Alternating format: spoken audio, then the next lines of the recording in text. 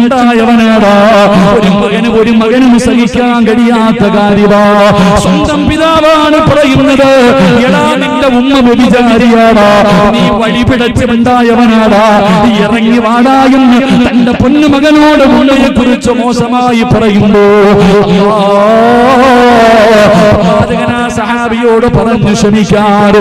പഠിച്ചവനെ എന്തു പറഞ്ഞിട്ടും തന്റെ പൊന്നുമകന് എന്തു പറഞ്ഞിട്ടും തന്റെ പൊന്നുമകൻ ഇറങ്ങി വരില്ല എന്ന് മനസ്സിലായപ്പോ അവിടുന്ന് പിതാവ് പറഞ്ഞു, മുഹമ്മദ് എടാ നിന്റെ കൂടെയുള്ള ആരെങ്കിലും മരിച്ചുപോയാ അവർക്ക് ശഹീദിന്റെ കൂലിയുണ്ടെന്നല്ലേ പറയുന്നത്. ഒരുത്തനെ സ്വർഗത്തിൽ വിടാൻ ഞാൻ തയ്യാറാ.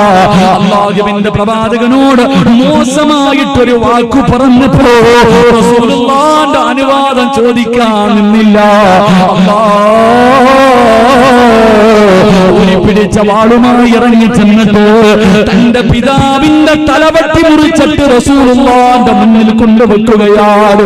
അസ്സലാത്തു വസ്സലാമു അലൈക യാ സയ്യിദി യാ റസൂലല്ലാഹ്. സ്വന്തം പിതാവിന്റെ തലവെട്ടികെട്ട് ഉപ്പാന്റെ തലവെട്ടികെട്ട് റസൂലുള്ളാഹിനെ ചീത്ത പറഞ്ഞ തന്റെ പിതാവിന്റെ തലവെട്ടികെട്ട് പ്രവാചകന്റെ മുന്നിൽ കൊണ്ടുവച്ചിട്ട് സലാം പറയുമ്പോ റസൂലുള്ളാഹി തലതിരിക്കുകയാണ്.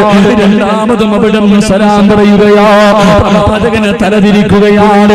മൂന്നാമതും അവിടുന്ന് സലാം പറയുകയാണ്. പ്രവാചകൻ സലാം അടക്കാതെ വന്നപ്പോ മലക്ക് ജിബ്രീൽ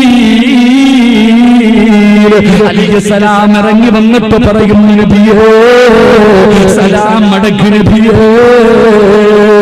സ്നേഹം ഇതല്ലേടാ ചെറുപ്പക്കാരാ. ഒരു മരക്കുറ്റിക്കുണ്ടായ സ്നേഹമുണ്ടല്ലോ, ഒരു മരത്തിന്റെ കുറ്റിയുണ്ടല്ലോ. അല്ലാഹുവിന്റെ പ്രവാചകൻ സല്ലല്ലാഹു അലൈഹി വസല്ലമ തങ്ങള് 1400 വർഷങ്ങൾക്ക് മുമ്പ് പ്രവാചകന് ഖുത്ബ ഓതിയത് ഒരു ഈന്തപ്പന മരത്തിന്റെ മുകളിൽ നിന്ന് ഒരു നല്ല മിമ്പർ കൊണ്ടുവന്നപ്പോ പ്രവാചകൻ അതെടുത്ത് മാറ്റുകയാണ്. അല്ലാഹുവിന്റെ പ്രവാചകന് പ്രഭാഷണം നടത്തി. അല്ലാഹുവിന്റെ റസൂല് പ്രഭാഷണം നടത്തി.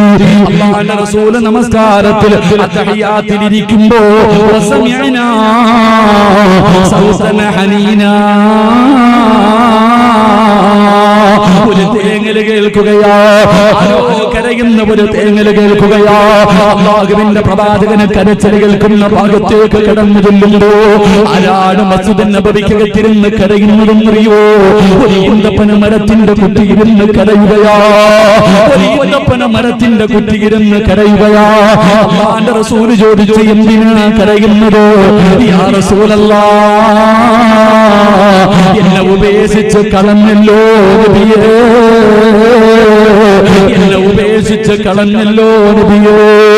അല്ലാഹുവിന്റെ റസൂൽ പറഞ്ഞു, നിന്നെ ഞാൻ ഉപേക്ഷിച്ചില്ല, എങ്കിലും വെളിയിൽ കളയുമായിരുന്നു. അല്ലാഹുവിന്റെ പ്രവാചകൻ ആ മരക്കുറ്റിയുടെ മുകളിൽ കൈവച്ചിട്ട് സമാധാനിപ്പിക്കുകയാ. റസൂലുള്ളാഹി പറഞ്ഞു, സഹാബാ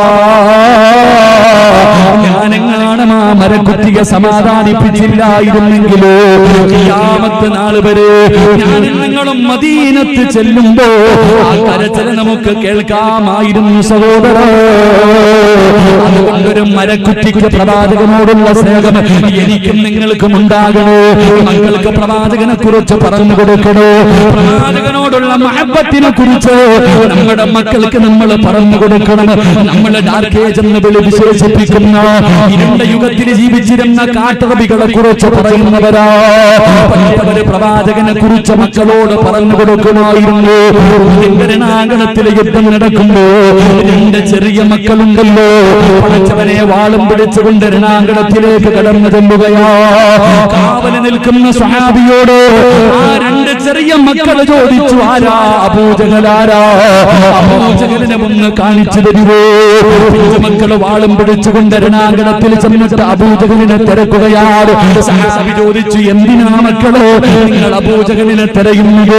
അവനെ കൊല്ലാമെന്നതാ, അവനെ കൊല്ലാമെന്നതാ. സ്വഹാബി ചോദിച്ചു, എന്തിനാ നിങ്ങൾ അവനെ കൊല്ലുന്നത്? അവനെന്ന് പറയുന്നവൻ ഞങ്ങളുടെ നേതാവിനെ ചീത്ത വിളിച്ചവനാണ്, അല്ലാഹുവിന്റെ റസൂലിനെ ഉപദ്രവിച്ചവനാണ്, അതുകൊണ്ട് അവന്റെ തലയെടുക്കാമെന്നതാ.